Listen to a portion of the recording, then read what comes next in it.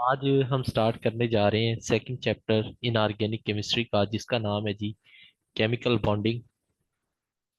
इसको हमने डिटेल से स्टडी करना है और मोस्ट इम्पोर्टेंट चैप्टर है। हर लिहाज से ये इम्पोर्टेंट है। एक तो आपकी जो बेस बननी है वो केमिकल बॉन्डिंग से बनती है। वो तो आपने ट्रेंड्स और सारी चीजें स्टडी कर ली हैं, लेकिन मेन जो फोकस है वो हमारा केमिकल बॉन्डिंग के ऊपर है। सबसे पहले हम स्टार्ट करते हैं कि why atom form chemical bond. तो एटम जो होते हैं वो केमिकल बॉन्ड क्यों बनाते हैं? Form bond why. अब बॉन्ड होता क्या है बेटा? बॉन्ड जो होता है फोर्स ऑफ अट्रैक्शन को कहते हैं बिटवीन टू और मोर देन टू एटम्स। दो या दो से ज्यादा एटम्स के दरमियान जो फोर्स ऑफ अट्रैक्शन होती है उसे बॉन्ड कहते हैं हम। लेकिन होता क्या है इसके मुतालिक भी हम आगे चलकर डिस्कस करेंगे, मजीद थीरीज को देखेंगे, सारी बातें। लेकिन पहला सवाल ही हमारा ये बनता क्यों है? देखें, कायनात भी कोई भी कायनात की कोई भी चीज जो है वो अपनी हाईएस्ट एनर्जी से लोएस्ट एनर्जी में आना चाहती है। हाईएस्ट एनर्जी से लोएस्ट एनर्जी में आना चाहती है। मैं अगर आपको मिसाल दूं, अगर एक बॉडी जो है उसका टेम्परेचर है 50 डिग्री और हमारे सराउंडिंग का टेम्परेचर है 25 डिग्री, तो हीट जो होगी वो हाई टेम्परेचर वाली बॉडी से लो टेम्परेचर वाली बॉडी की तरफ फ्लो करेगी अनटिल के उनका दोनों का जो टेम्परेचर है वो सेम हो जाए, यानी थर्मल इक्विलिब्रियम में वो आ जाए। तो देखें, हीट फ्लो कर गई है और जो हॉट बॉडी थी वो भी जो हमारी सराउंडिंग में टेम्परेचर था उसके अकॉर्डिंग हो जाएगी। तो जो भी यहाँ पे देखें हाई एनर्जी थी उसकी, तो कुछ वक्त के बाद उसकी एनर्जी क्या होगी? कम हो गई। तो कायनात की जो भी चीज होगी वो अपनी एनर्जी को लो करना चाहती है, ठीक है। अब एक बात आपको बता दूं कि जो बॉन्ड फॉर्मेशन में जो एनर्जी इन्वॉल्व होती है वो होती है आपके पास पोटेंशियल एनर्जी। ये याद रखना है, ठीक है। जो काइनेटिक एनर्जी होती है वो कोलिजन में यूज हो जाती है और ये फिर कन्वर्ट हो जाती है, यही काइनेटिक एनर्जी पोटेंशियल एनर्जी में। ये एमसीक्यू पूछ लेते हैं बॉन्ड फॉर्मेशन में कौन सी एनर्जी इन्वॉल्व होती है, तो मेनली आपके पास पोटेंशियल एनर्जी होती है। पोटेंशियल एनर्जी को दो तरीकों से आप एक्सप्लेन कर सकते हैं। ये अट्रैक्शन हो सकती है पॉजिटिव एंड नेगेटिव आयंस के दरमियान, ये आपके पास रिपल्शन हो सकती है नेगेटिव नेगेटिव आयंस के दरमियान या पॉजिटिव पॉजिटिव आयंस के दरमियान। तो अट्रैक्शन या रिपल्शन के दरमियान जो एनर्जी रिलीज होती है या एब्जॉर्ब होती है वो पोटेंशियल एनर्जी होती है। अब मैं एक सिंपल सी आपको मिसाल देता हूँ। ये आपके पास एक, मान लें ये एक सिस्टम है या पहाड़ कह लें इसे, ये पहाड़ की चोटी है और यहाँ पर एक बॉल पड़ी है, ठीक है। और पोटेंशियल एनर्जी दूसरी डेफिनेशन ये होती है, potential energy is due to height. Height की वजह से जो एनर्जी होती है वो आपके पास पोटेंशियल एनर्जी होती है। अब यहाँ पर ये बॉल जो है इसकी पोटेंशियल एनर्जी मैक्सिमम है। अब ये बॉल क्या करेगी? कुछ वक्त के बाद ये नीचे गिर जाएगी। ये इधर आ गई, अब ये ग्राउंड पर आ गई है, तो इसकी पोटेंशियल एनर्जी अब जीरो हो गई है क्योंकि हाइट इसकी नहीं है अब। तो आपने देखा कि हाई एनर्जी से वो लो एनर्जी में आ गई है।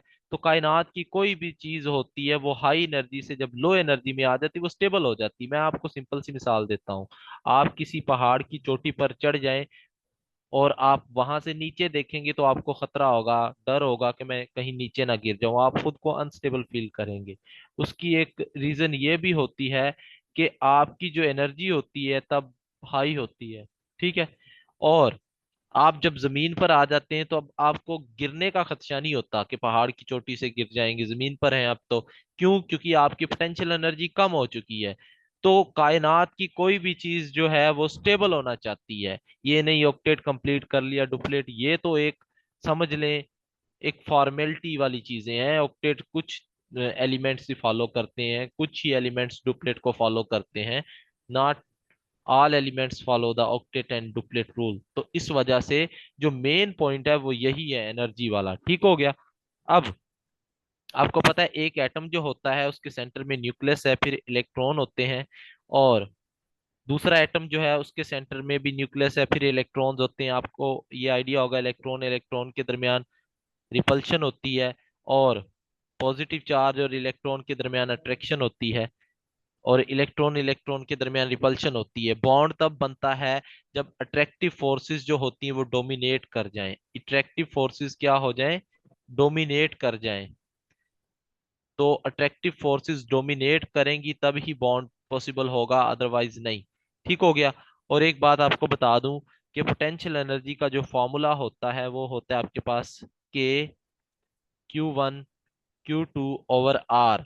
अब यहाँ पर एक बेटा बात ये देख लें कि पोटेंशियल एनर्जी और डिस्टेंस जो होता है ये एक दूसरे के इन्वर्सली रिलेटेड होते हैं। यानी पोटेंशियल एनर्जी अगर ज्यादा है तो उनके दरमियान डिस्टेंस कम होगा। ठीक है, अगर ज्यादा है। ये बेटा अपने माइक ऑफ करें।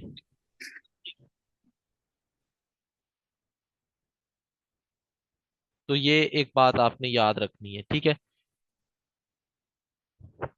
इसके बाद मैं आपको बॉन्ड कैसे बनता है उसकी थोड़ी सी डिटेल बताता हूँ कि आपके पास हम डिस्टेंस और पोटेंशियल एनर्जी का रिलेशन देखते हैं, जो अभी अभी मैंने फॉर्मूला आपको बताया है। ये पोटेंशियल एनर्जी है, ये आर है। हम मान लेते हैं कि ये जीरो है, यहाँ पे पोटेंशियल एनर्जी यहाँ पर पॉजिटिव है, और यहाँ पर हम मान लेते हैं पोटेंशियल एनर्जी नेगेटिव है। ठीक हो गया बेटा। और ये आर है, आर से मुराद कोई भी डिस्टेंस है। हम यहाँ पे मान लेते हैं, यहाँ पे है आपके पास 3 पिकोमीटर। सपोज कर रहा हूँ यहाँ पे 2 है, यहाँ पे 1 है। ठीक है, इसी तरह से आगे 1 पिकोमीटर है। फिक्स्ड वैल्यूज नहीं है, मैं अपनी तरफ से इनको एडजस्ट कर रहा हूँ। हम कहते हैं कि यहाँ पे एक हाइड्रोजन एटम पड़ा है, उसकी एनर्जी जो है हाई है, पोटेंशियल एनर्जी। यहाँ पे भी दूसरा ही हाइड्रोजन एक और डिस्टेंस के ऊपर पड़ा है, ये इस डिस्टेंस पर पड़ा है, और ये जो है ये जीरो डिस्टेंस पर पड़ा है, हम मान लेते हैं। अब ये हाइड्रोजन करीब आएगा, ये भी करीब आएगा, इनका डिस्टेंस कम हो रहा है। अब देखिए डिस्टेंस कम हो रहा है इनका, ये आ रहे हैं, ये करीब आ रहे हैं, करीब आ रहे हैं, करीब। ठीक है, ये आते जाएंगे आते जाएंगे, और एक वक्त आएगा कि ये इतने डिस्टेंस पर आ जाएंगे कि इनकी पोटेंशियल एनर्जी नेगेटिव हो जाएगी। ये यहाँ पर आ गए हैं। अब यहाँ पर आ गए हैं तो इनके दरमियान एक बॉन्ड बन जाएगा, इसी को आप केमिकल बॉन्ड कहते हो। ठीक हो गया कि ये आते जा रहे हैं, आप देखें डिस्टेंस कम होता जा रहा है, और पोटेंशियल एनर्जी भी जो है वो यहाँ पे ये आ रही है, इसका कर्व भी डिक्रीज हो रहा है।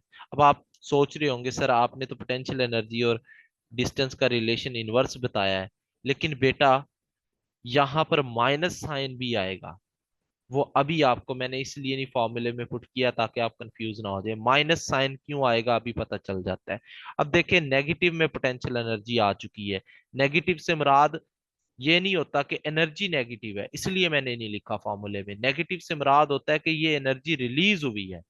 तो यहाँ पे देखें, ये आपस में करीब आते गए, इनकी जो रिपल्सिव फोर्सेस थी वो डिक्रीज होती गई, और अब इनके दरमियान ये इस डिस्टेंस के ऊपर आकर इक्विलिब्रियम आ गया है, और इनके दरमियान बॉन्ड बन चुका है, और इनकी जो अट्रैक्टिव फोर्सेस है वो डोमिनेट कर गई हैं। अब ये इक्विलिब्रियम डिस्टेंस के ऊपर है, और यहां से लेकर यहां तक का जो डिस्टेंस होता है इनका, वो बॉन्ड लेंथ होती है। वो क्या होती है जी? Bond length. Distance between two atoms at equilibrium is known as bond length. तो आपके पास ये चीज हो गई। ठीक हो गया। अब अगर आप इनको मजीद करीब लेकर आओगे तो इनकी जो रिपल्सिव फोर्सेस होती हैं वो बढ़ जाएंगी, और जैसे ही रिपल्सिव फोर्सेस बढ़ेंगी तो ये एटम दोबारा से वापस इस स्टेज पे आ जाएगा, ये वापस इधर आ जाएगा, और ये वापस इधर चला जाएगा। तो इनको आप मजीद करीब नहीं कर सकते। तो ये सारी स्टोरी मैंने आपको बता दिया, बॉन्ड कैसे फॉर्म होता है, अट्रैक्टिव फोर्सेस जब डोमिनेट कर जाती हैं। फिर आगे भी बता दिया, जब आप करीब लेकर आओगे तो एक्चुअल में जो न्यूक्लियस होती है ना, वो रिपेल करने लग जाती है दूसरे न्यूक्लियस को।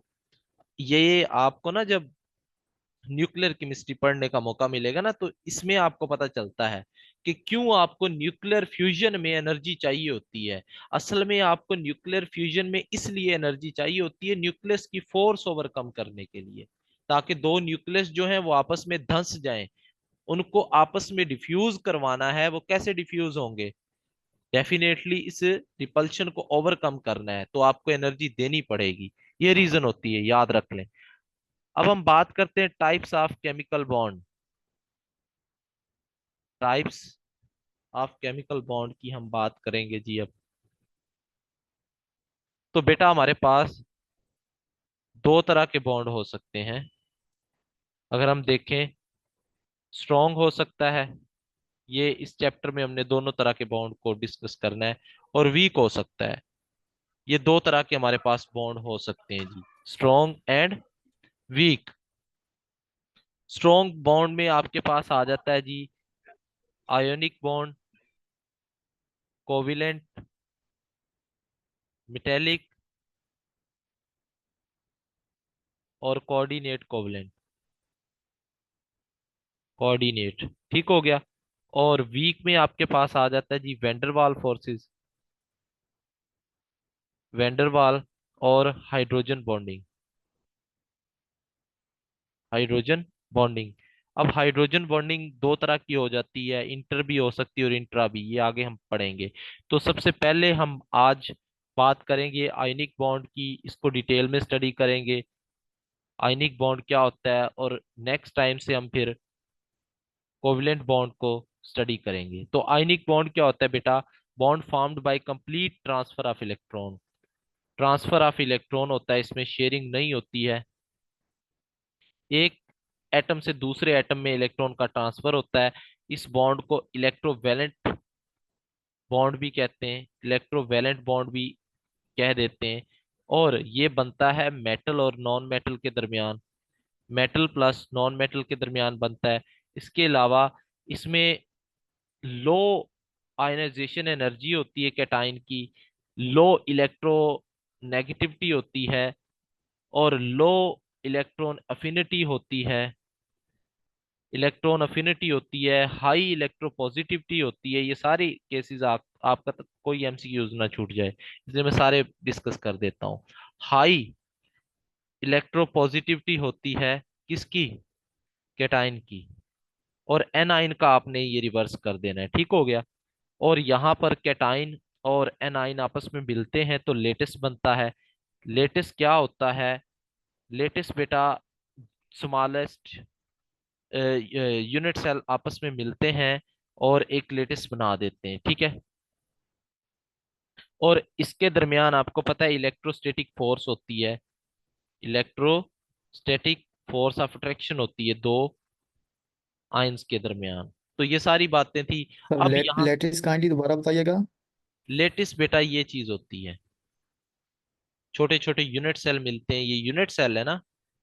तो जो सॉलिड क्रिस्टल बनता है, जो स्ट्रक्चर होता है वो लेटिस होता है। इससे छोटे छोटे यूनिट सेल मिलते हैं हजारों, तो एक लेटिस बन जाएगा। इस तरह से आगे ये चलता जाएगा, ठीक है। ये फिर मूव करता जाता है ये लेटिस। अच्छा जी। तो अब बॉन्ड क्यों बनता है? ताकि आपको पता है कि स्टेबिलिटी हासिल कर लें और नोबल गैसेस की कन्फिग्रेशन हासिल की जा सके। आपको पता है सोडियम में 11 इलेक्ट्रॉन्स होते हैं, तो इसके पास 2 8 रह गए। अब इसका ऑक्टेट कंप्लीट हो चुका है, एक इलेक्ट्रॉन डोनेट करने से। क्लोरीन जो है उसके पास 7 इलेक्ट्रॉन होते हैं लास्ट शेल में, तो इसका भी ऑक्टेट कंप्लीट हो जाता है। अब ये पॉजिटिव और नेगेटिव क्या करते हैं, आपस में मिल जाते हैं और ये बन जाता है जी NaCl। तो ये एक आयनिक कंपाउंड होता है। ये बातें तो ऑलरेडी आप जानते हैं। अब हम कुछ नई चीजें भी इसमें पढ़ेंगे कि आयनिक बॉन्ड फॉर्मेशन में कौन कौन सी एनर्जीज इन्वॉल्व होती हैं, वो हम डिस्कस करते हैं। कौन कौन सी एनर्जीज जो है वो आयनिक बॉन्ड फॉर्मेशन में इन्वॉल्व होती हैं। तो बेटा हमारे पास तीन तरह की एनर्जीज इन्वॉल्व होती है। नंबर 1 है जी आयनाइजेशन एनर्जी, नंबर 2 होती है हमारे पास इलेक्ट्रॉन अफिनिटी, और नंबर 3 पे हमारे पास होती है लेटेस्ट एनर्जी, ठीक है। तो electron affinity ionisation energy already हम स्टडी कर चुके हैं, इसीलिए मैंने वो चैप्टर आपको पहले पढ़ा दिया था, वो बेसिक्स थी। अब हम बात करते हैं लेटेस्ट एनर्जी की। लेटेस्ट एनर्जी क्या होती है जी? तो इसके मुतालिक हम बात करते हैं बेटा। लेटिस से मुराद है कि सॉलिड कंपाउंड बनेगा। क्या बनेगा? सॉलिड कंपाउंड की फॉर्मेशन होगी। ठीक हो गया। तो इस बात को समझना है, amount of energy released when 1 mole of ionic compound ionic compound solid is formed from gaseous cation and gaseous anion। यानी गैस स्टेट में आपके पास कैटाइन हो और एनाइन हो, उनके आपस में मिलने से 1 मोल जो कंपाउंड बनता है, वो आपके पास क्या होता है जी? वो उसमें जो एनर्जी रिलीज होती है वो आपके पास लेटेस्ट एनर्जी। अभी आपको पता है जब अट्रैक्शन होती है तो एनर्जी रिलीज होती है, ये बातें हम ऑलरेडी पढ़ चुके हैं।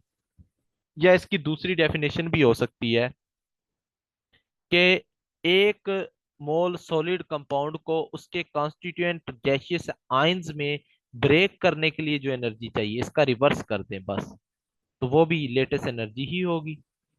अब बेटा, लेटेस्ट एनर्जी जो होती है उसको हम डायरेक्टली मैयर नहीं कर सकते।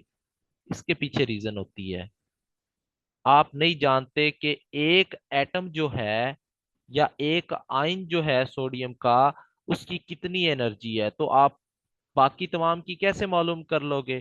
तो फिर हम क्या करते हैं, इसको मालूम करने के लिए हम यूज करते हैं बोर्न हैबर साइकिल। तो ये एक साइकिल होता है जिससे हम जो लेटेस्ट एनर्जी होती है आयनिक कंपाउंड्स की वो कैलकुलेट करते हैं। ठीक हो गया। रीजन भी मैंने आपको बता दी, होता भी क्या है। अब एक चीज आपको बता दूं, आयनिक करेक्टर एक पॉइंट है यहाँ पे, ये एमसीक्यूज वगैरह में इंपॉर्टेंट है तो इसलिए मैं बताता जाऊं। देखें, परसेंटेज आयनिक करेक्टर जो होता है वो डिपेंड करता है इलेक्ट्रोनेगेटिविटी के डिफरेंस के ऊपर। यानी जितना ज्यादा इलेक्ट्रोनेगेटिविटी का डिफरेंस होगा उतना ही आयनिक करेक्टर ज्यादा होगा। तो इस बात को अपने माइंड में बिठा लें। मैं अगर आपको मिसाल दूं, इसमें रीजन क्या होती है? रीजन यही है कि बेटा, ज्यादा इलेक्ट्रोनेगेटिविटी आपको पता है आयनिक बॉन्ड बनाती है। ठीक है। जितना ज्यादा इलेक्ट्रोनेगेटिव एटम अटैच होगा उतना ही वो अच्छे से इलेक्ट्रॉन को खींचेगा। तो उसकी नेचर कोवलेंट नहीं रहेगी, फिर वो शेयरिंग की बजाय इलेक्ट्रॉन कंप्लीटली लेना चाहेगा। ठीक हो गया। अब इसकी मिसाल, या आपसे पूछूं कि इसमें से बताएं जी किसमें परसेंटेज आयनिक करेक्टर ज्यादा है? हाँ जी बताएं, ए बी और सी, किसमें ज्यादा होता है? Hurry up. आयनिक करेक्टर किसमें ज्यादा है?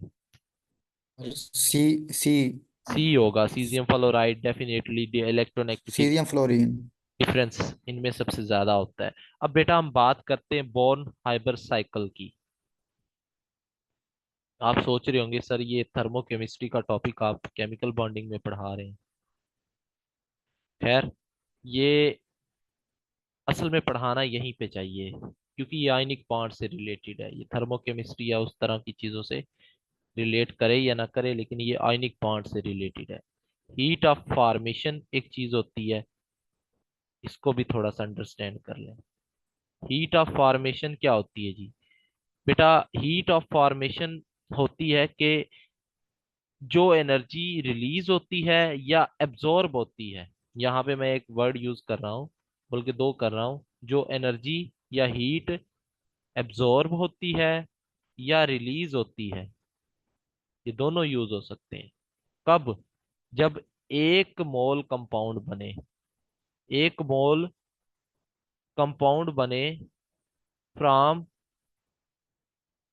एलिमेंटल स्टेट ऑफ एटम्स या elements, from elements in their pure state, या एलिमेंटल स्टेट भी कह सकते हैं, प्योर एंड स्टेबल स्टेट। आप मुझे एक बात बताएं, क्लोरीन किस स्टेट में एग्जिस्ट करता है जी? क्लोरीन की कौन सी स्टेट होती है? गैस होती है, लिक्विड होती है, सॉलिड होती है? लिक्विड। वो शाबाश बेटा, क्लोरीन गैस होती है। ठीक है, क्लोरीन गैस स्टेट में होता है। और क्लोरीन का एक एटम होता है या दो एटम होते हैं? तो क्लोरीन की स्टेबल स्टेट क्या होगी? क्लोरीन Cl2 की फॉर्म में एग्जिस्ट करता है और प्योर स्टेट इसकी गैस होती है। तो इससे ये मुराद है। ठीक है, अभी हम देख लेते हैं, मैं आपको मिसाल देता हूँ, ये डेफिनेशन समझ आ गई होगी। इसकी मिसाल हम देखते हैं, लाइक Na। आपको पता है Na जो होता है ये सॉलिड होता है। ये एग्जाम्पल है जी। ये यहीं से आपका जो बोर्नहाइबर साइकिल है वो स्टार्ट हो चुका है। और क्लोरीन जो होता है वो गैस स्टेट में। अब हमने एक मोल की बात की थी, तो इसलिए मैंने इसको हाफ लिया है ताकि एक मोल NaCl ही बने। हम दो मोल नहीं बनाना चाह रहे थे, दो मोल बनाते तो एनर्जी डबल हो जानी थी। अब देखें ये NaCl बन चुका है इससे।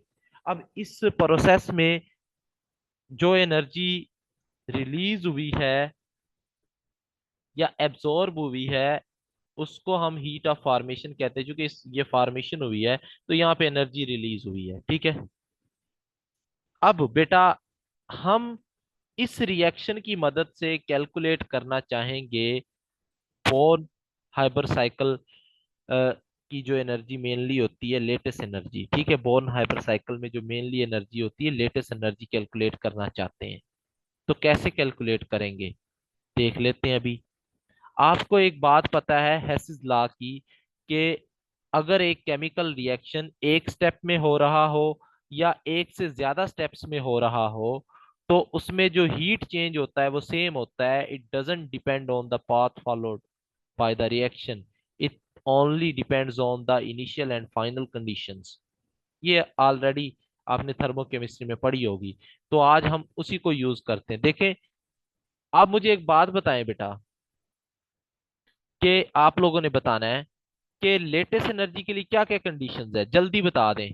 हरी अप, क्या क्या कंडीशंस है जी लेटेस्ट एनर्जी के लिए? बताएं, माइक ऑन करके। हाँ जी, what are the conditions for latest energy? अभी डेफिनेशन बता कर। gaseous हाँ जी, gaseous cation and gaseous anion. Gaseous cation and gaseous anion होना चाहिए और एक मोल कंपाउंड बनना चाहिए और सॉलिड बनना चाहिए। ये ले जी, सॉलिड बना दिया, एक कंडीशन पूरी कर दी मैंने। अब बाकी दो कर लेते हैं, कर ले। देखें, सोडियम को गैस में कन्वर्ट करने के लिए, सॉलिड से गैस में लेकर आने के लिए कौन सी एनर्जी यूज होती है बताएं? Hurry up. और क्लोरीन का बांड तोड़ने के लिए कौन सी एनर्जी यूज होगी? इसके लिए होती है सब्लिमेशन एनर्जी। ठीक है, और ये होती है एंडोथर्मिक। और बॉन्ड डिसोसिएशन एनर्जी होगी यहाँ पे, BDE, बॉन्ड डिसोसिएशन एनर्जी। और ये भी होती है जी एंडोथर्मिक। अब बेटा ये गैस में आ चुका है, ऑलरेडी गैस में था ये तो। और अब सोडियम को आयन भी बनाना होगा, आयनिक होना चाहिए। तो इसको आयन में कन्वर्ट करने के लिए आयनाइजेशन एनर्जी चाहिए, जो कि आपके पास वो भी एंडोथर्मिक होती है। और इसको कन्वर्ट करना है एनाइनिक फॉर्म में। तो आपको पता है इलेक्ट्रॉन अफिनिटी ये रोल प्ले कर देगी, जो सोडियम ने इलेक्ट्रॉन लूज किया है। और ये होती है नेगेटिव। ले जी, आपके पास सारी कंडीशन फुलफिल हो गई। अब इन दोनों के मिलने से बनेगा क्या? इन दोनों के मिलने से यही तो बनना था। ये वन स्टेप रिएक्शन है और ये मल्टी स्टेप रिएक्शन है। बात तो वही है, बात तो वही है। लेकिन इस केस में जो एनर्जी रिलीज होती तो वो हीट ऑफ फॉर्मेशन थी। इस केस में जो एनर्जी रिलीज हो रही है वो है लेटेस्ट एनर्जी। अब आपको पता है कि यहां पर फिर हीट ऑफ फॉर्मेशन जो होगी वो एक स्टेप की कैलकुलेट कर लें या सब स्टेप्स की कैलकुलेट कर लें, आंसर तो सेम ही आना है। तो हमारे पास फिर हीट ऑफ फॉर्मेशन किसके इक्वल आ जाएगी बेटा?